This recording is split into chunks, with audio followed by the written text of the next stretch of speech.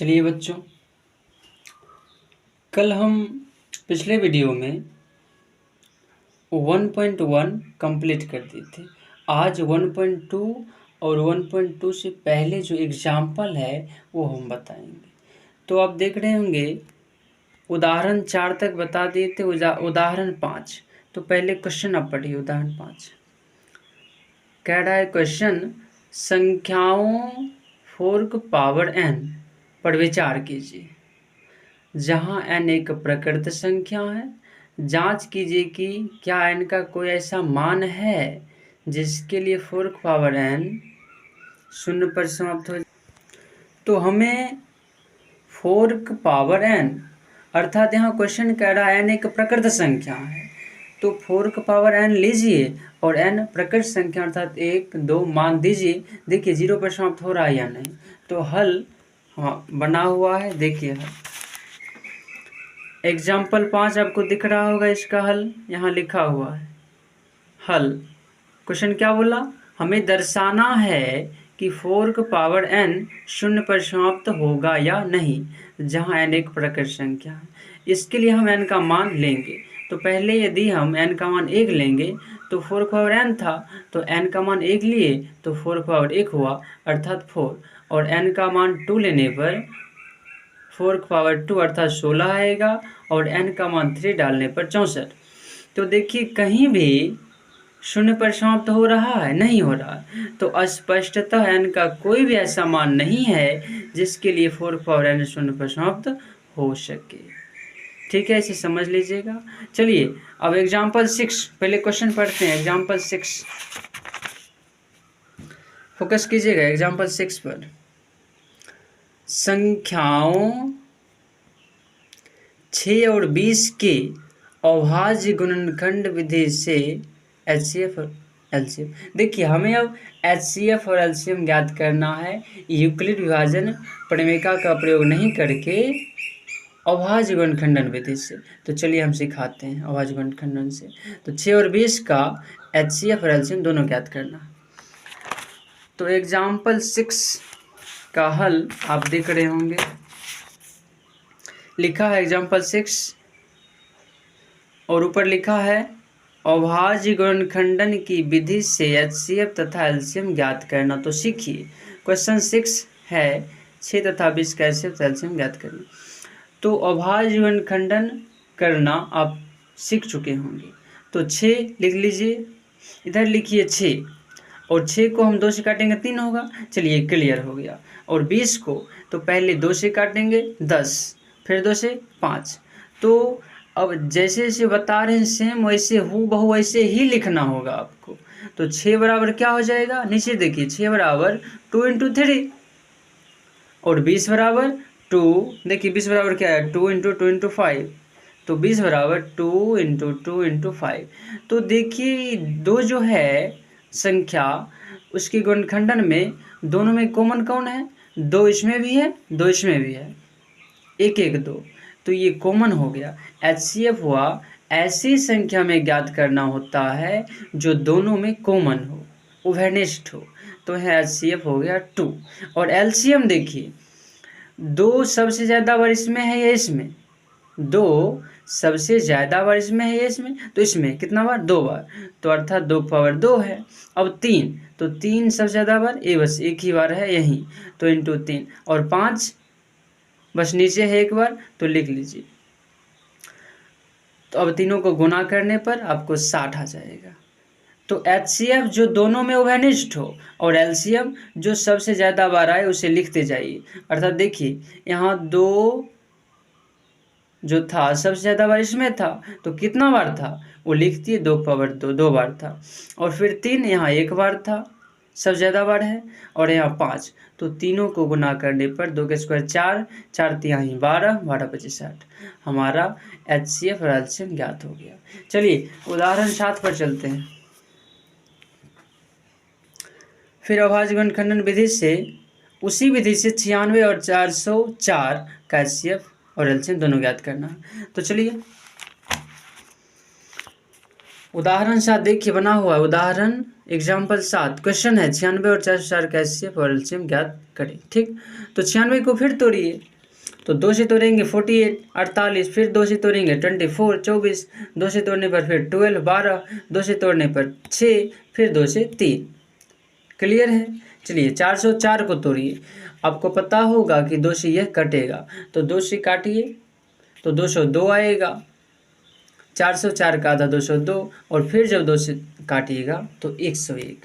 अब 101 अभाज्य संख्या है।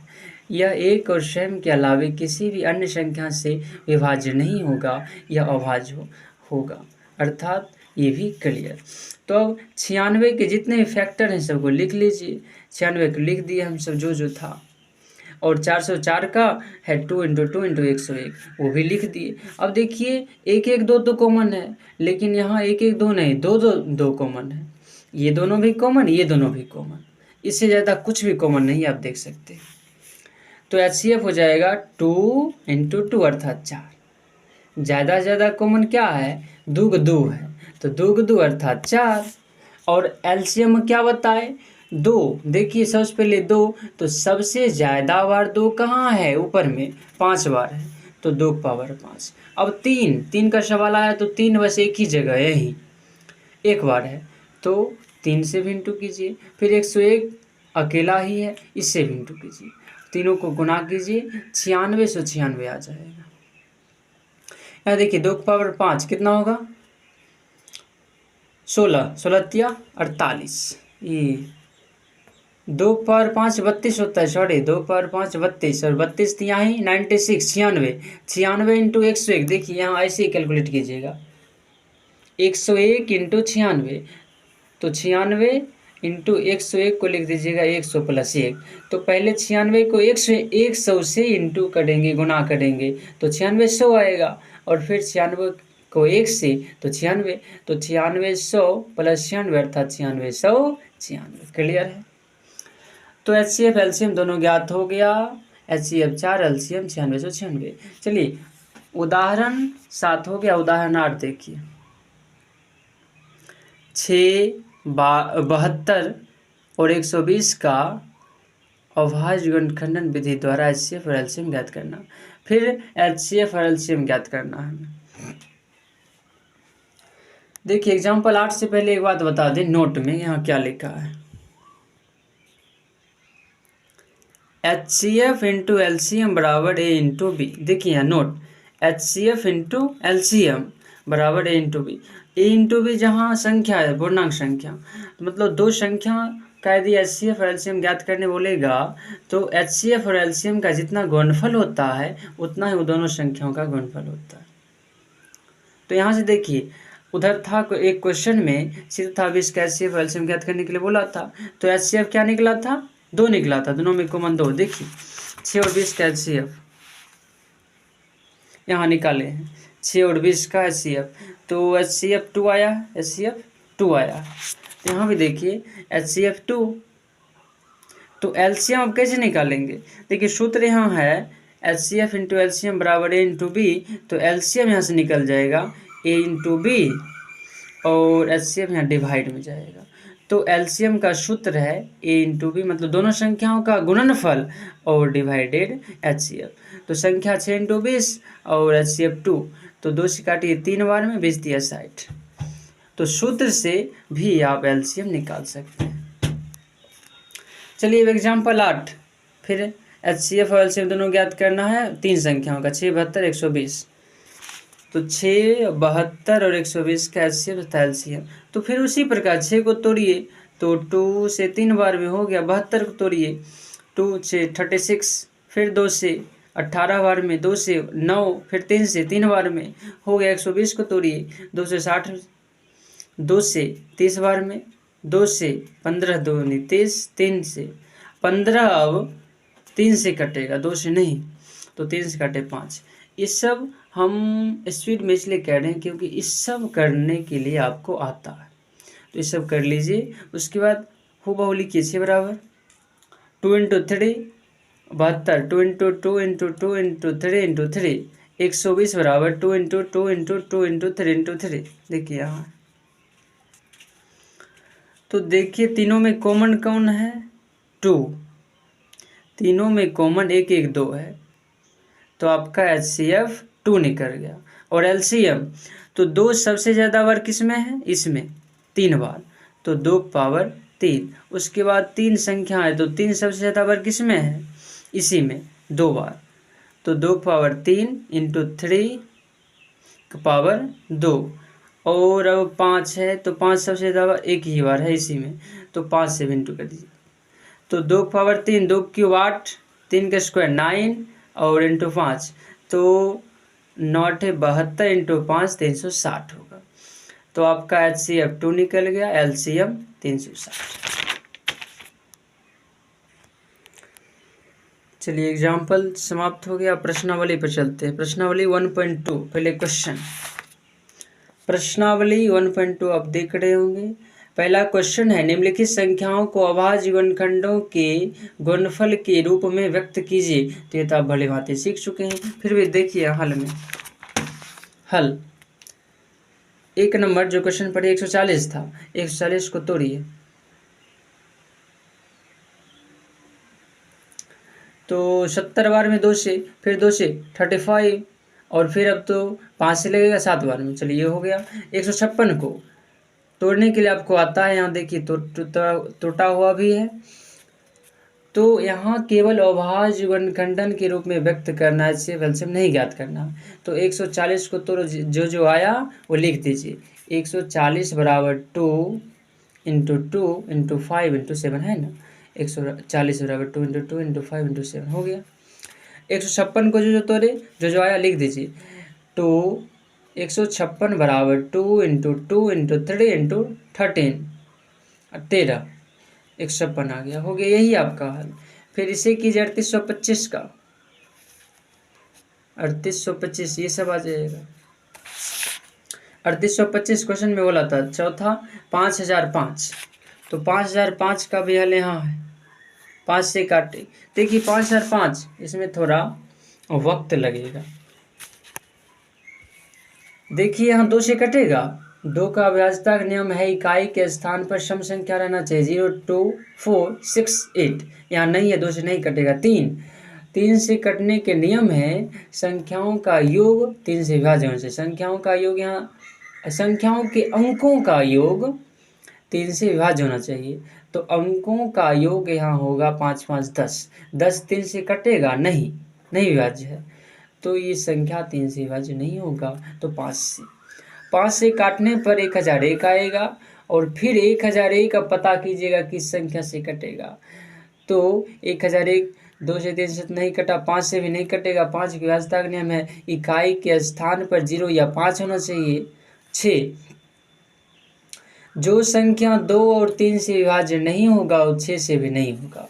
तो 7 से आप जांच कीजिए, 7 से जांच करने पर आपको पता चलेगा कि यह 7 से विभाज्य है। तो 7 से काटे 10 है, तो एक बार में, तो 3 बचा, 3 पर 0 30, फिर 4 7 चौक 28, 2 बचा, 2 पर 1 21 7 21, या फिर आप बगल में डिवाइड करके जैसे आपको आता है वैसे कर सकते हैं। 1001 को 7 से डिवाइड करने पर 143 आएगा।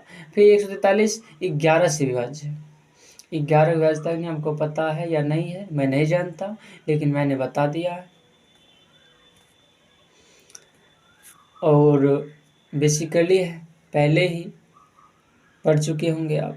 तो 11 से काटने पर 13 आएगा, तो फिर 5005 को लिख दीजिए, 5 इंटू 7 इंटू 11 इंटू 13 हो गया आपका आंसर।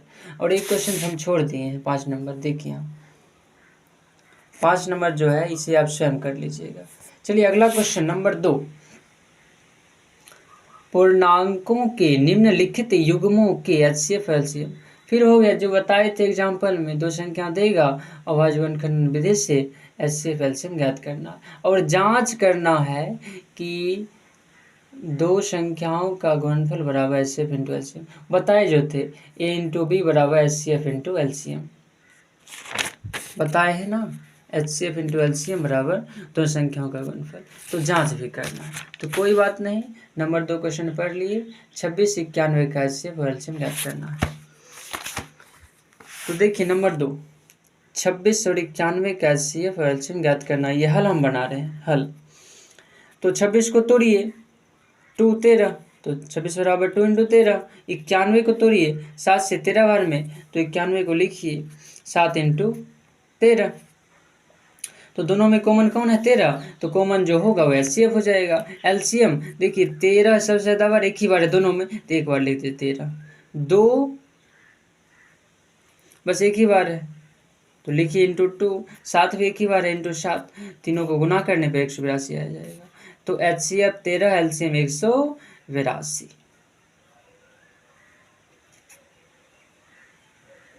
समझ गए? HCF जो दोनों में कॉमन है, LCM देखिए 13 एक संख्या है, तो 13 सबसे ज़्यादा बार बस एक ही बार है दोनों में, तो एक बार 13 लीजिए। 2 भी एक ही बार है, एक बार 2 लीजिए, एक बार 7 लीजिए, हो गया। तीनों गुना कर दीजिए, LCM हो गया। जांच कीजिए, तो सूत्र पढ़े A × B बराबर HCF × LCM। A × B अर्थात दो संख्याओं का गुणनफल। तो संख्या है 26 और 91, तो हो गया 26 × 91 बराबर HCF 13 आया, LCM 182। आप इधर भी गुना कीजिएगा तो 2366 आएगा, इधर भी गुना कीजिएगा तो इतना है, अर्थात LHS बराबर 8HS सिद्ध। अब 2 नंबर क्वेश्चन, 510 और 92 का HCF LCM ज्ञात करना। देखिए 510 और 92, ठीक है। तो 510 तोड़ दीजिए, भली भांति तोड़ने के लिए जानते हैं। 510 को तोड़िएगा, ऐसे टूट जाएगा। फिर 92 को तोड़िएगा, 2 से काटे 46, 2 से काटे 23, तो 510 को लिख दीजिए 2 × 3 × 5 × 17 17। और 92 को 2 × 2 × 23। अब देखिए दोनों में कॉमन कौन है? 2 दोनों में है, एक एक बार कॉमन। तो ये हो गए HCF आपका HCF 2। और LCM देखिए 2 सबसे ज़्यादा बार किस में है? इसमें। 2 सबसे ज़्यादा बार इसमें है, 2 बार, तो 2 का स्क्वायर। 3 सबसे ज़्यादा बार एक ही बार है, तो ×3। 5 एक ही बार है, ×5। 17 23 भी एक एक बार है, दोनों को गुना कर दीजिए, तो टोटल को गुना कर दीजिए, तो 23,460 आ जाएगा। तो HCF और LCM ज्ञात करने के लिए बता चुके हैं अभाज्य गुणनखंडन विधि से। एक और क्वेश्चन है, आप देख सकते हैं 3 नंबर, 510 और 92 बता दिए। अभी ये 336 और 54, तो 336 और 54, 3 नंबर 336 और 54। तो 336 को देखिए यहाँ टूटा हुआ, आप भी तोड़ लीजिएगा, हो गया। और 54 को भी तोड़ लीजिएगा, तो 336 को तोड़िएगा तो 2 × 2 × 2 × 2 × 3 × 7। और 54 को 2 × 3 × 3 × 3। तो देखिए 2 एक एक बार दोनों में है, ये कॉमन हो गया। फिर 3 देखिए दोनों में है, ये दोनों कॉमन, तो HCF हो जाएगा 2 × 3 अर्थात 6। LCM तो 2 पहले संख्या है, ठीक। तो 2 सबसे ज़्यादा बार इसमें है या इसमें? सबसे ज़्यादा बार इसमें 4 बार, तो 2 पावर 4। फिर और कोई संख्या 3 सबसे ज़्यादा बार इसमें है 3 बार, 3 बार, तो ×3 पावर 3 ×7 एक संख्या है, तो 7 सबसे ज़्यादा बार किस में है? इसमें था ही नहीं, इसमें ही एक बार, तो एक बार गुना कर दीजिए, तो 2 पावर 4 हो जाएगा 16, और 3 का क्यूब 27। 16 × 27 कितना होगा? उसे 7 से गुना कीजिए, तो यहाँ देखिए क्या हुआ है, 16 × 27 432, और 432 × 7 3024, तो 3024 आपका हल। नंबर 3 नंबर क्वेश्चन आप देख सकते हैं अभाज्य गुणनखंडन विधि से ही बस HCF LCM ज्ञात करना सब सीख चुके हैं, फिर भी हम बता देते हैं, बना लीजिएगा। 12 15 21 का HCF LCM ज्ञात करना है, तो 12 को तोड़ दीजिए, हो गया, टूटा हुआ है। 15 को तोड़ दीजिए, 21 को तोड़ दीजिए, फिर 12 बराबर जो आया लिख दीजिए। 12 बराबर आया 2 × 2 × 3, 15 बराबर 3 × 5, 21 बराबर 3 × 7। तो अब 3 यहाँ है, 3 संख्या, तो तीनों में कॉमन कौन है? तीनों में मात्र 2 है, तीनों में नए हैं, और 5 है, 5 भी नहीं, 7 भी नहीं, 3 तीनों में है। तो ऐसी संख्या जो 2 संख्या हो तो 2, या 3 संख्या हो तो तीनों में कॉमन हो, वो HCF होता है। तो है HCF हो जाएगा 3। और LCM 2 सबसे ज़्यादा बार किस में है, इसमें, तो 2 का स्क्वायर इंटू 3 सबसे ज़्यादा बार एक ही बार है सब में, इंटू 3, 5 भी एक ही बार है, इंटू 5, 7 भी एक ही बार है, तो इंटू 7, सभी को गुना कीजिए 420 आएगा। देखिए जब 3 संख्या रहे ना, तो यहाँ नोट में कुछ लिखा है, नोट यहाँ A into B into C does not बराबर HCF इंटू LCM।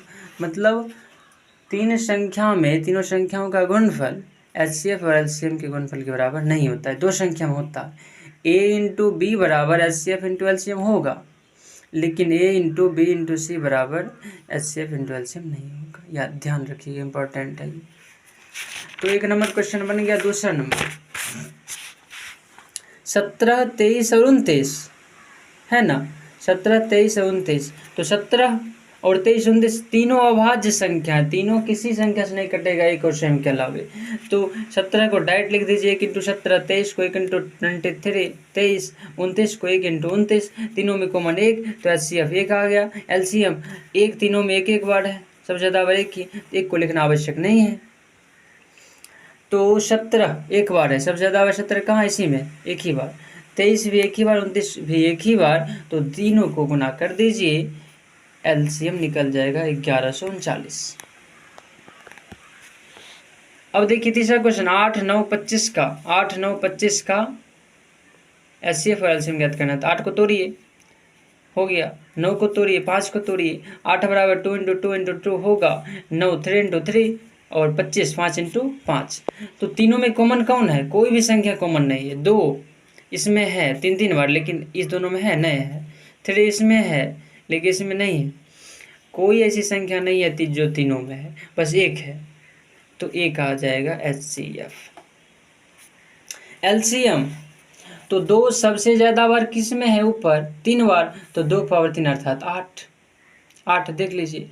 और 3 सबसे ज़्यादा बार इसमें है 2 बार, तो अर्थात 3 तिहाई 9, 5 2 बार अर्थात 25, तो तीनों को गुना कीजिए 1800, ये आपका आ गया LCM। तो HCF और LCM को ज्ञात करना भली भांति हम सिखा चुके हैं। आप ध्यान देकर पढ़िएगा, वीडियो को रोक कर या फिर पीछे कर समझने का भरपूर प्रयास कीजिएगा। चलिए अब 4 नंबर क्वेश्चन देखिए स्क्रीन पर। HCF 306, 557 बराबर 9, LCM 306, 657 ज्ञात कीजिए। तो 4 नंबर देखिए, 306 और 657 दो संख्या है, दोनों संख्याओं का HCF दे रखा है 9, तो दोनों संख्याओं का LCM क्या होगा, तो हम सूत्र से इसे निकालने के लिए सीख ही चुके हैं। देखिए 4 नंबर का डायरेक्ट हल बनाइए। LCM ज्ञात करने के लिए बोला है, तो दोनों संख्याओं का गुणनफल अर्थात 306 इंटू 657 और डिवाइड में HCF रहता है, तो HCF यहाँ 9 दे रखा था, तो 306 इंटू 657 बाई 9 कीजिए, 9 से काटे 34 बार में। अब 657 को 34 से गुना कीजिए, 22,358 आ जाएगा, ये आपका LCM सूत्र से ही बोला बनाने के लिए। खत्म। 5 नंबर क्वेश्चन। अब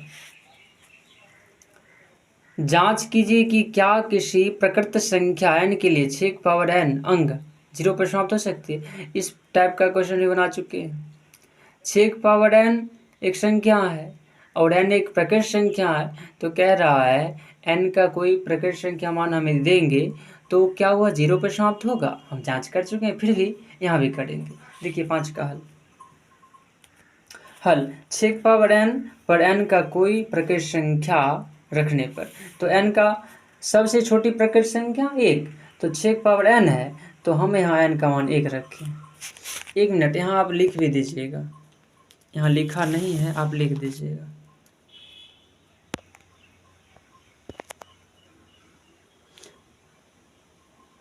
छः पावर 1, यहाँ n बराबर 1, यहाँ n बराबर 2, यहाँ n बराबर 3। चलिए 6 पावर n था तो 6 पावर पहले n का मान 1 दिए तो 6 आया, 6 पावर n का मान 2 दिए 36 आया, n का मान 3 दिए 6 क्यों 216 आएगा। तो कहीं भी 0 पर समाप्त हो रहा है, नहीं हो रहा है, तो लिख दीजिए स्पष्टतः, मतलब यहाँ से स्पष्ट हो रहा है कि n का मान कोई प्रकृत संख्या रखने पर वह 0 पर समाप्त नहीं होगा। क्लियर।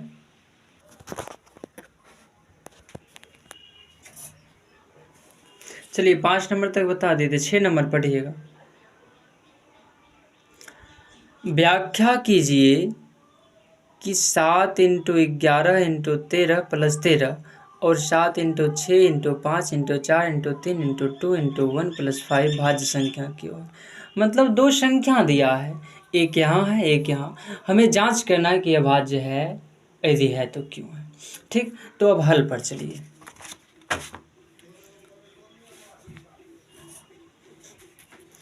छः नंबर का हल यहाँ देख सकते हैं, 6 नंबर का हल लिखा हुआ है ना।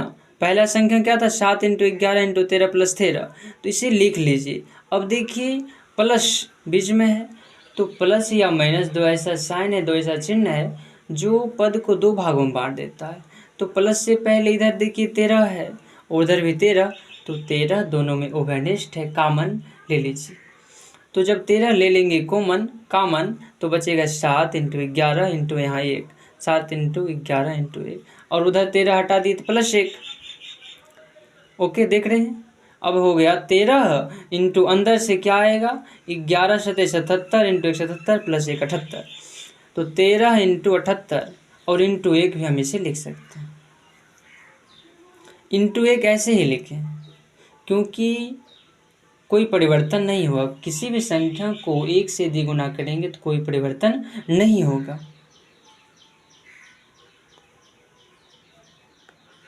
इसीलिए हम 1 से गुना किए, तो 13 × 78 × 1 हो गया। अब इधर देखिए दूसरी संख्या जो दिया था क्वेश्चन, 7 × 6 × 5 × 4 × 3 × 2 × 1 + 5, तो दोनों तरफ 5 कॉमन है, 5 कॉमन लीजिए, 7 × 6 × 4 × 3 × 2 बच जाएगा, उधर +1 बचेगा, 5 हटा दिए तो अब देखिए 5 और 20 वाला सबको कीजिएगा तो आएगा 1009, गुना कीजिएगा तो, और इंटू 1 ऐसे ही लिख दिए। तो देखिए यहाँ जो संख्या था उसका फैक्टर कितना आया, 3, 2 से अधिक है ना, एक तो संख्या स्वयं होगा और एक भी होगा, उसके अलावे देखिए दो संख्या से विभाज्य है ना। जो संख्या क्वेश्चन दिया था उसका गुणनखंडन 2 से अधिक आया है, और 2 से अधिक गुणनखंडन केवल भाज्य संख्या होता है। यहाँ पे देखिए इस संख्या के गुणनखंडन 2 से अधिक है, तो यह भाज्य स्पष्टता। लिखिए यहाँ देखिए आगे लिख दीजिएगा, चूंकि दोनों स्थिति में गुणनखंडों की संख्या 2 से अधिक है, नहीं है, दोनों स्थिति में यहाँ भी और यहाँ भी गुणनखंडों की संख्या 2 से अधिक है। फिर से, चूंकि दोनों स्थिति में गुणनखंडों की संख्या 2 से अधिक है, अतः ये भाज्य संख्या, अतः ये दोनों संख्याएं भाज्य हैं। भाज्य संख्या की परिभाषा तो मालूम है, 2 से अधिक गुणनखंड हो जिसके,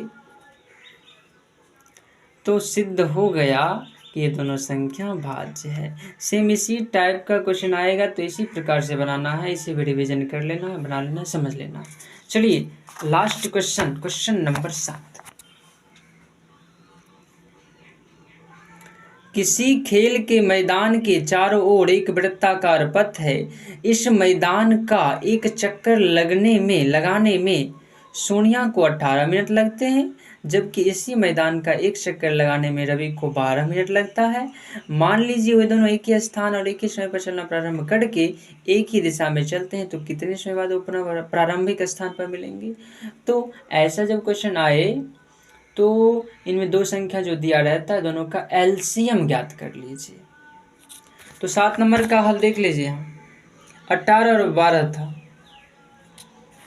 सोनिया 18 मिनट में एक चक्कर पूरा करता था क्वेश्चन में, और रवि 12 मिनट में। तो दोनों पुनः प्रारंभिक स्थान पर कब मिलेंगे, तो दोनों का एलसीएम जितना आएगा। तो 18 और 12 का एलसीएम ज्ञात हम कर लेंगे। तो 18 को तोड़िए, टूट गया, 12 को तोड़िए। एलसीएम बेसिकली नहीं ज्ञात करना, अभाज्य गुणनखंडन विधि से ही हम 10वीं बनाएंगे। तो अब देखिए 18 को क्या तोड़े थे, 2 × 3 × 3, और 12 को 2 × 2 × 3। तो दोनों में कॉमन जो होगा वो एचसीएफ, लेकिन हमें एचसीएफ नहीं एलसीएम ज्ञात करना है, एलसीएम। तो 2 सबसे ज़्यादा बार किस में, इसमें 2 का स्क्वायर हो जाएगा, और 3 सबसे ज़्यादा बार ऊपर वाला में, तो 3 का स्क्वायर, अर्थात 4 × 9 36। 18 और 12 का एलसीएम 36 होगा। तो हमारा आंसर निकल गया। लिख दीजिए, अतः दोनों 36 मिनट पश्चात प्रारंभिक स्थान पर मिलेंगे। क्लियर। चलिए देखिए, पिछले वीडियो में हम 1.2 तक कंप्लीट कर चुके थे। अब 1.3 और उसके पहले जो एग्जाम्पल है उन सभी समस्याओं का समाधान करेंगे। चलिए, तो एग्जाम्पल 8 तक बना चुके हैं। देखिएगा एग्जाम्पल 8 तो पता लगा होगा कि ये आप बना चुके हैं। एग्जाम्पल 9 देखिए, एग्जाम्पल 9 है √3 एक अपरिमेय संख्या है, तो हमें इसे सिद्ध करना है, लेकिन हम इसे नहीं बताएंगे क्योंकि यह अब परीक्षा के दृष्टिकोण से नहीं है। तो नंबर 9 फिलहाल नहीं बताएंगे। नंबर 10 पर चलिए। नंबर 10 देखिए, कह रहा है क्वेश्चन, दर्शाइए कि 5 - √3 एक अपरिमेय संख्या है। हमें दर्शाना है कि 5 - √3 एक अपरिमेय संख्या है। तब इसके हल पर चलिए।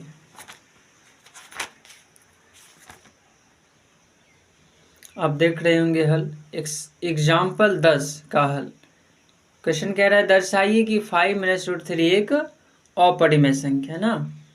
तो हल हम इसके विपरीत मान लेंगे सर्वप्रथम कि माना कि 5 - √3 एक परिमेय संख्या है। माना कि 5 - √3 एक परिमेय संख्या है। जब हम इसे 5 - √3 जो कि एक अपरिमेय संख्या था, जब इसे हम परिमेय संख्या मान लिए तो परिमेय संख्या को तो p/q के फॉर्म में लिख सकते हैं, इसलिए अब इसे भी हम p/q के फॉर्म में लिख सकते हैं। तो लिख दीजिए p/q बराबर 5 - √3। और जहाँ p और q क्या होता है, पूर्णांक, और q 0 नहीं होता है। चलिए अब यहाँ से सोल्व करने पर पाइएगा, देखिए इस टाइप का जो भी सवाल आएगा ना, उसे सिद्ध करने के लिए ये जो √3 है, तो रूट वाली संख्या को अर्थात अपरिमेय संख्या को इक्वेशन के एक तरफ रखना है और बाद बाकी सभी संख्याओं को एक तरफ कर देना है। तो √3 को हम उधर ही छोड़ दिए और सभी को इधर ला दिए। समझे। देखिए p/q और 5 उस तरफ है, 5 को इधर कर लीजिए और -√3 उसे इधर रखने दीजिए। तो हमें पता है कि -√3 अपरिमेय संख्या, और वो प्लस में रहे या माइनस में कोई फर्क नहीं पड़ता, अपरिमेय संख्या ही है। तो अब इसे सोल्व कीजिए। इसे p/q - 5 को घटाइए तो p -5 × q 5q हो जाएगा। तो यहाँ से सोल्व करने पर p - 5q और एलसीएम q, p - 5q बट्टा q आएगा बराबर वही -√3। चलिए यहाँ तक आप समझ गए होंगे क्योंकि यह बेसिकली है जो कि आपको आता ही होगा। चलिए अब यहाँ देखिए, चूंकि यहाँ अर्थात हम जो क्वेश्चन बना रहे थे वहाँ p और q पूर्णांक है, और जब p और q पूर्णांक है तो हमारा p - 5q/q अर्थात ये जो है p - 5q/q, यहाँ p और q पूर्णांक है, यहाँ p और q पूर्णांक है। चूंकि यहाँ p और q पूर्णांक है इसलिए p - 5q/q एक परिमेय संख्या है ना। और जब देखिए ये परिमेय है और ये दोनों आपस में बराबर है तो इसे भी तो परिमेय संख्या होना चाहिए। इसके अनुसार, अर्थात जब 5 माइनस p माइनस 5q/q एक परिमेय संख्या है तो इसके अनुसार -√3 को भी एक परिमेय संख्या होना चाहिए, नहीं? परंतु -√3 यहाँ माइनस होगा,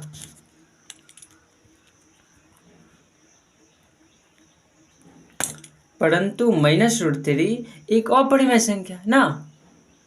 अतः हमारी यह कल्पना त्रुटिपूर्ण है कि 5 -√3 एक परिमेय संख्या, अर्थात हम जो माने थे ना कि 5 -√3 एक परिमेय संख्या है, ये हम कल्पना किए थे और वो कल्पना त्रुटिपूर्ण है, अर्थात गलत है। 5 -√3 को हम परिमेय संख्या माने तो वो गलत है। तो इससे सिद्ध होता है कि 5 -√3 एक अपरिमेय है, क्योंकि परिमेय माने तो गलत हो गया, अर्थात अपरिमेय संख्या। तो हूबहू इस टाइप के क्वेश्चन को इसी प्रकार आप बना लीजिएगा। स्क्रीनशॉट भी आप ले सकते हैं और बना भी सकते हैं, समझ भी सकते हैं। चलिए अगला क्वेश्चन, एग्जाम्पल 11 का हल। यहाँ 3√2 जो कि एक अपरिमेय संख्या है, हमें सिद्ध करना है कि 3√2 एक अपरिमेय संख्या है। यहाँ क्वेश्चन नहीं है, क्वेश्चन किताब में है।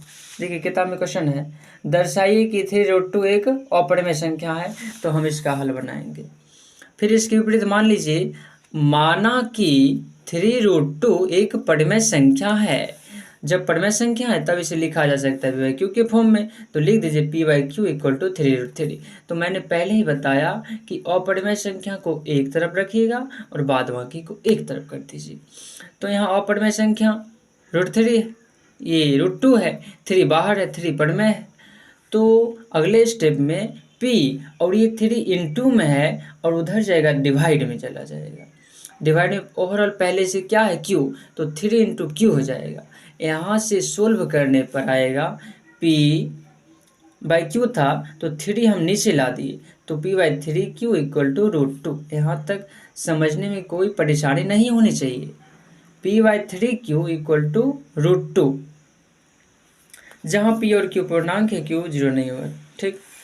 फिर हो गया, एक तरफ अपरिमेय कर दिए, एक तरफ परिमेय, तो परिमेय और अपरिमेय कभी बराबर होगा? नहीं होगा। तो यहाँ से भी सिद्ध हो गया, लेकिन हम कुछ समझाने के लिए यहाँ लिखें, चूँकि यहाँ p और q पूर्णांक है, इसलिए p/3q एक परिमेय संख्या है।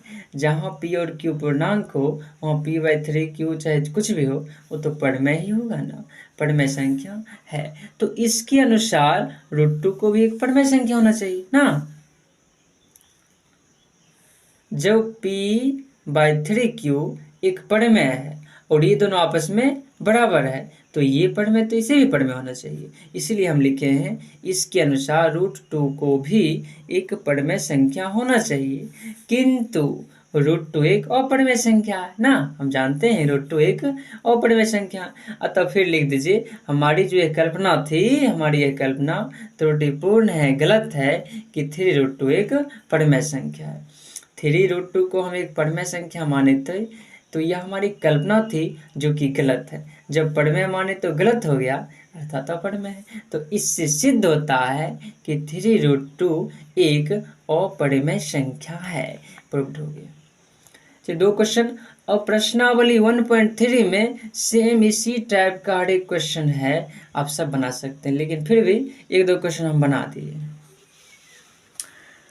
तो देखिए अब प्रश्नावली 1.3 देख रहे होंगे, प्रश्नावली 1.3, सिद्ध कीजिए कि √5 एक अपरिमेय संख्या है। इसे नहीं बनाना है, इसे हम नहीं बताए, 2 नंबर वाला बताए हैं, इसे आप बनाइएगा। 3 + 2 √5 एक अपरिमेय संख्या है। क्योंकि इससे पहले एक हम तथ्य बता देते हैं, कुछ महत्वपूर्ण तथ्य, आप उसका स्क्रीनशॉट ले लीजिएगा। देखिए यहाँ लिखा है कुछ महत्वपूर्ण तथ्य। देखिए, एक परिमेय संख्या लेंगे और एक अपरिमेय, तो उस दोनों का योग करे, जोड़े या घटाए या गुना करे या फिर भाग करे, वो हमेशा अपरिमेय संख्या ही आएगा। अर्थात परिमेय प्लस अपरिमेय अपरिमेय। जैसे हम 5 लिए परिमेय और √2 अपरिमेय, दोनों को जोड़े तो 5 + √2 जो कि एक अपरिमेय संख्या है। दूसरा नंबर परिमेय माइनस अपरिमेय, तो अपरिमेय ही होगा। जैसे 5 परिमेय है, √2 अपरिमेय है, दोनों को घटा दिए तो 5 - √2 जो कि एक अपरिमेय संख्या है। 3 नंबर परिमेय इंटू अपरिमेय, अर्थात परिमेय 5 अपरिमेय 2, दोनों को गुना किए 5√2 आया, ये भी अपरिमेय संख्या है। डिवाइड करने पर भी परिमेय डिवाइडेड अपरिमेय, तो 5 डिवाइडेड √2, 5/√2 ये भी अपरिमेय संख्या ही है। तो एक परिमेय लेंगे और एक अपरिमेय, दोनों को जोड़े, घटाए या फिर गुना करे या भाग करे, हमेशा हमें अपरिमेय ही प्राप्त होगा। बस एक तथ्य है कि परिमेय जो है जीरो नहीं है, इंटू में परिमेय जीरो नहीं होना चाहिए। यहाँ जीरो देंगे तो फिर जीरो परिमेय हो जाएगा। शून्य नहीं होना चाहिए, परिमेय का मान शून्य नहीं होना चाहिए। तो ये महत्वपूर्ण तथ्य जो है उसे उतार लीजिए या फिर स्क्रीनशॉट लेकर रख लीजिए, याद कर लीजिएगा, या फिर याद करने कुछ लायक है ही नहीं। एक परिमेय लेंगे और एक अपरिमेय, दोनों को जोड़े, घटाए, गुना करे या भाग करे, अपरिमेय ही होगा एक लाइन में। चलिए 1.3 क्वेश्चन तो बता दिए थे, 3 + √2 जो कि एक अपरिमेय है, हमें सिद्ध करना है। तो इसके विपरीत मान लेते हैं, माना कि 3 + √2 एक परिमेय संख्या है, तब हम इसे लिख सकते हैं p/q के फॉर्म में। तो लिख दे p/q = 3 + 2√5, जहाँ p और q पूर्णांक है, q 0 नहीं है, q डज नॉट 0। तो अब यहाँ से सोल्व करने पर देखिए p/3, ये p/q और 3 उस तरफ है तो हम उस तरफ ले गए, इधर प्लस में था उधर माइनस में, ये सब तो आप जानते हैं। तो p/q - 3 = 2√5। मैंने पहले ही कहा था कि रूट वाली संख्या अर्थात अपरिमेय को एक तरफ रखिए, परिमेय जितना भी है सबको एक तरफ। तो 2√5 है, 2 को भी हम उधर ले जाएंगे। तो पहले सोल्व कीजिए यहाँ, तो कीजिए, घटाइएगा तो p - 3q आएगा और डिवाइडेड में q, p - 3q/q, और ये 2 जो है इंटू में हम डिवाइड में भेज दिए, तो ओवरऑल p - 3q/2q = √5। मैंने तो बता दिया, आप कहते बेसिक कमज़ोर है तो नहीं समझ पाइएगा, लेकिन फिर भी समझने का प्रयास कीजिए। तो यहाँ तक क्लियर है, एक तरफ अपरिमेय कर दी, एक तरफ परिमेय। अब लिखिए, चूंकि यहाँ p और q पूर्णांक है, इसलिए ये जो संख्या है p - 3q/2q, p - 3q/2q एक परिमेय संख्या है। जहाँ p और q पूर्णांक होता है तो वो कैसी भी संख्या हो परिमेय ही होगा। इसके अनुसार √5 को भी एक परिमेय संख्या होना चाहिए। हूबहू एक ही टाइप है, एक ही क्वेश्चन है, ठीक ना। आप बना लीजिएगा, एक भी समझ लीजिए तो सारा बन जाएगा। p - 3q/2q परिमेय संख्या है और ये दोनों आपस में बराबर है, तो इसे भी तो परिमेय होना चाहिए, लेकिन परंतु लिखा है √5 एक अपरिमेय संख्या है ना। अतः यहाँ देखिए, अतः हमारी यह कल्पना त्रुटिपूर्ण है कि 3 + 2√5 एक परिमेय संख्या, अर्थात 3 + 2√5 को हम परिमेय संख्या माने थे, तो यह कल्पना हमारा गलत है। जब ये गलत है तो सही क्या है, इससे सिद्ध होता है कि 3 + 2√5 एक अपरिमेय संख्या है। 3 + 2√5 को हम परिमेय माने तो वो गलत हुआ, अर्थात ये अपरिमेय है। तो लिख दीजिए, इससे सिद्ध होता है कि 3 + 2√5 एक अपरिमेय संख्या है, प्रूव्ड। चलिए एक क्वेश्चन और बना देते हैं। 1 नंबर बोले नहीं बनाना है, 2 नंबर बता ही दिए, ऐसे पिछले 2 क्वेश्चन ऐसे ही बताए हैं। अब 3 नंबर 1/√2 इसे सिद्ध करते हैं। उसके बाद ये इस टाइप का और इस टाइप का तो बता ही चुके हैं, ये टाइप और ये टाइप बता चुके हैं, आप बना लीजिएगा। बस होता क्या है, परिमेय संख्या जो है उसे एक तरफ कर दीजिए और अपरिमेय रूट वाले को एक तरफ। उसके बाद जैसी भाषा लिखाए हैं उसे समझकर हूबहू लिख दीजिए। तो ये थोड़ा अलग है, बस इसे हम बताए थे 1/√2 जो कि एक अपरिमेय है, इसे सिद्ध करना है, ठीक है ना। 3 का 1, तो अब देखिए 3 का 1 हल है, यहाँ देख लेंगे 3 का 1, तो 1/√2 अपरिमेय से सिद्ध करना था। तो मान लीजिए, माना कि 1/√2 एक परिमेय संख्या। मान लिए जब परिमेय है तब तो हम पी बाई क्यू के फॉर्म में लिख सकते हैं, P by Q equal to 1/√2। आप लिख दीजिएगा यहाँ, जहाँ पी और क्यू पूर्णांक, क्यू डज नॉट जीरो, हम नहीं लिखे, आप लिख दीजिएगा। अब इसे देखिए, सोल्व करने पर बोले थे कि √2 अर्थात अपरिमेय है, इसे एक तरफ रहने दीजिए और सभी को एक तरफ। तो ये जो है ना पी बाई क्यू बराबर 1/√2, इसे पलट दीजिए, अर्थात पी बाई क्यू को क्यू बाई पी लिख दीजिए। तो इधर 1/√2 को √2 पलटने पर ना, इसी को हम पलटेंगे तो आएगा Q by P equal to √2। या फिर वर्टिकल कोना कोनी गुना भी कर सकते हैं, वहाँ से भी यही आएगा समीकरण आपका, क्यू बाई पी बराबर √2। या √2 को हमें ऊपर लाना है तो समीकरण को दोनों तरफ पलट दीजिए, Q by P equal to √2 हो गया। अब देखिए, चूंकि यहाँ पी और क्यू पूर्णांक है, इसलिए क्यू बाई पी एक परिमेय संख्या है। इसके अनुसार √2 को भी एक परिमेय संख्या होना चाहिए, क्योंकि क्यू बाई पी बराबर √2। जब क्यू बाई पी परिमेय है तो √2 को भी परिमेय संख्या होना चाहिए, किंतु √2 एक अपरिमेय संख्या है। अतः हमारी यह कल्पना त्रुटिपूर्ण है कि 1/√2 एक परिमेय संख्या है। इससे सिद्ध होता है कि 1/√2 एक अपरिमेय संख्या है। प्रूफ लिख दीजिएगा। हो गया, समझ गए। महत्वपूर्ण तथ्य पहले ही बता चुके हैं और सभी क्वेश्चन बता दिए। तो 1.3 आपका कंप्लीट हो गया। आप समझकर उसे बना लीजिएगा और जो मुख्य तथ्य लिखा है उसे याद कर लीजिएगा। चलिए, एक और बात को नोट में लिख दीजिए। यहाँ लिखा है 1.4 हम बनाएंगे तो उसकी आवश्यकता पड़ेगी। देखिए, नोट में लिखा हुआ है, जिस भिन्न के हर का रूप 2x × 5y हो वह भिन्न शांत होता है। अब हमें ऑब्जेक्टिव क्वेश्चन में पूछता है शांत अशांत की पहचान बता भी, कौन शांत है कौन अशांत। तो हम कोई बड़ा से बड़ा परिमेय संख्या हो या फिर छोटा से छोटा, वो शांत है या अशांत ये कैसे पता लगाएंगे, उसी का यह नोट है कि जिस भिन्न अर्थात जिस प्रकार का भी वो भिन्न होगा, फ्रैक्शन में संख्या होगा, उसका हर केवल हम देखेंगे कि उसमें 2 और 5 के गुणनखंडन के अलावा कोई संख्या नहीं होना चाहिए, तो वो शांत होगा। अब हम जब प्रश्न बनाएंगे तो जो भी डाउट होगा वो क्लियर हो जाएगा। बट इस नोट को लिखकर आप याद कर लीजिए। चलिए,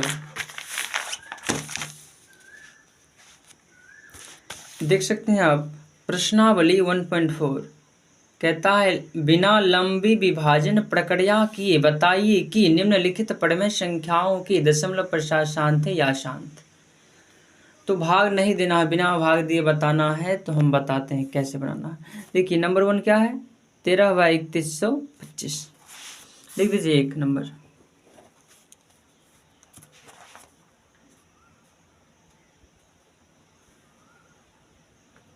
13/3125। अब हमें इसे बताना है कि शांत है क्या शांत। तो हर क्या है, 3125। इसे अभाज्य गुणनखंडन के रूप में व्यक्त कीजिए। तो देखिए, 5 से कटे, 5 2 7 8 3, 5 से काटिए, 5 6 30, 1 पर 2 5 दूनी 10, 2 पर 5 25 25। फिर 5 से काटिए, 5 12 25 60 और 25 25। फिर 5 से काटिए तो 25 बार में, फिर 5 से काटिए तो 5। तो देखिए 3125 जो कि हर था, उसे हम तोड़े तो 5 × 5 × 5 × 5 × 5 अर्थात 5 का क्यूब आया। तो हम इसी को लिख सकते हैं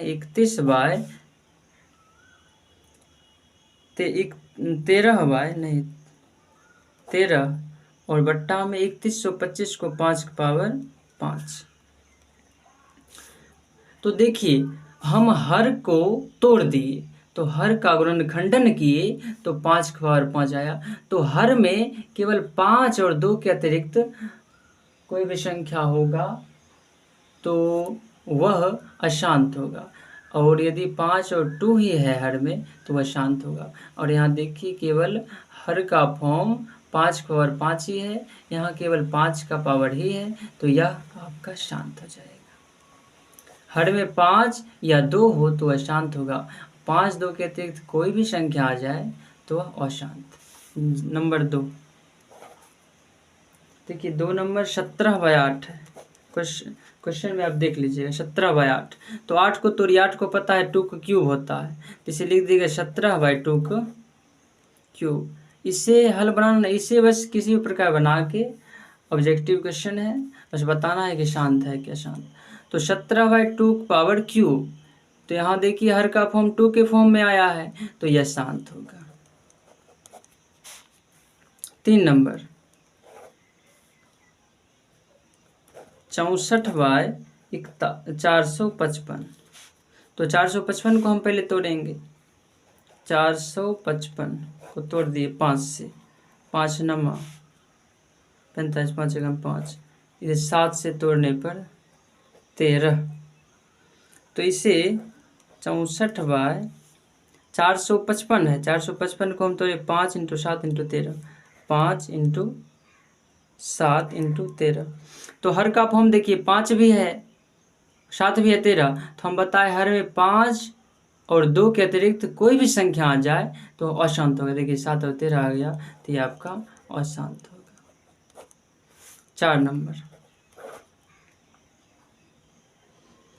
4 नंबर दिया है 15/1600, तो शून्य को छोड़ दीजिए, 15/16 ही मानिए, 15/16, तो 16 जानते हैं 2 पावर 4 है, 15/16 होगा 2 पावर 4, तो आ गया 15/2 पावर 4, तो यहाँ देखिए हर का फॉर्म 2 फॉर्म में है, तो यह भी शांत होगा।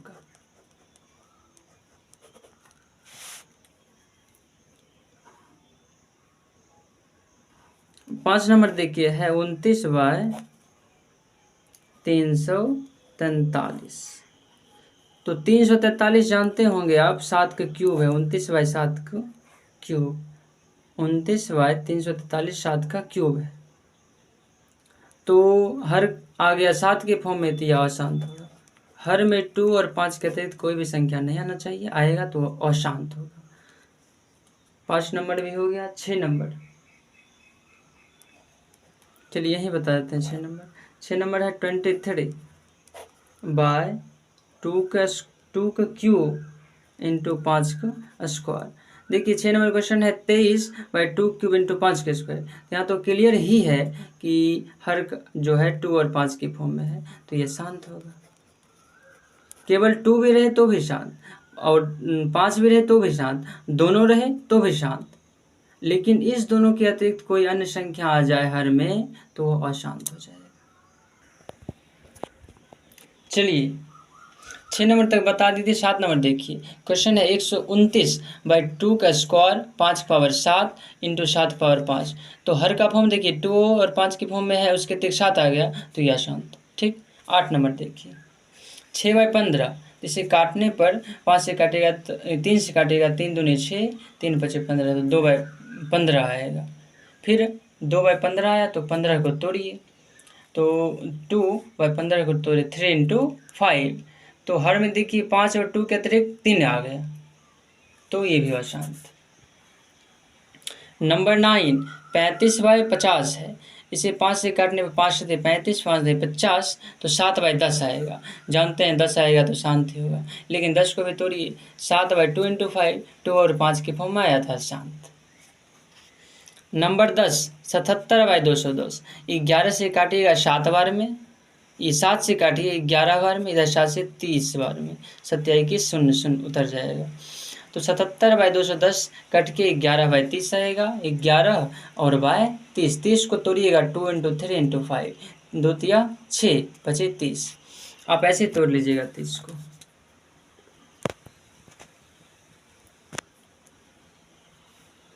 देखिए आप 30 को ऐसे तोड़ लीजिएगा, 2 से 15, 3 से 5 हो गया, ऐसे ही तोड़ लीजिएगा, तो 11/2 × 3 × 5, तो देखिए हर का फॉर्म 2 और 5 है हर में, लेकिन उसके 3 है तो वह अशांत होगा। समझ गए?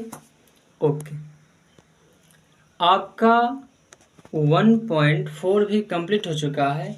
देखिए क्वेश्चन क्या बचा है 1.4 में 2 नंबर।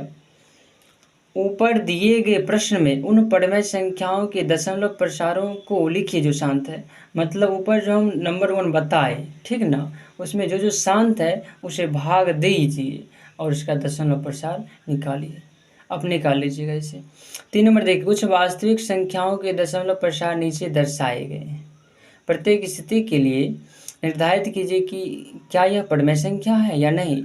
यदि यह पढ़मेय संख्या है और पी क्यू के रूप की है तो क्यू के अभाज्य गुणनखंडनों के बारे में आप क्या कह सकते हैं। तो 3 नंबर क्वेश्चन जो दिया है ना, 1 2 3, ठीक, हमें पहचानना है कि कौन पढ़मेय है कौन अपढ़मेय है, ठीक ना। यदि पढ़मेय है तो उसका हर का रूप हमें लिख देना है। तो रेकरिंग वाला जो होता है वो पढ़मेय ही होता है, हम पढ़े, ठीक।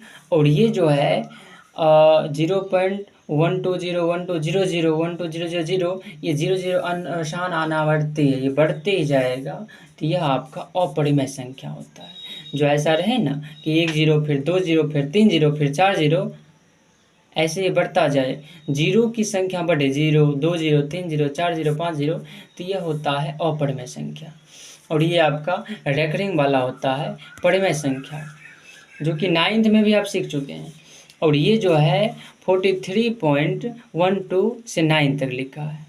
तो नॉर्मली है, पॉइंट हटा दीजिएगा तो नीचे चला जाएगा 9 संख्या पॉइंट के बाद, तो 1 पर 9 शून्य, तो ये तो पढ़मेय ही है। ये पढ़मेय संख्या है, रेकरिंग वाला पढ़मेय होता है, ये अपढ़मेय संख्या।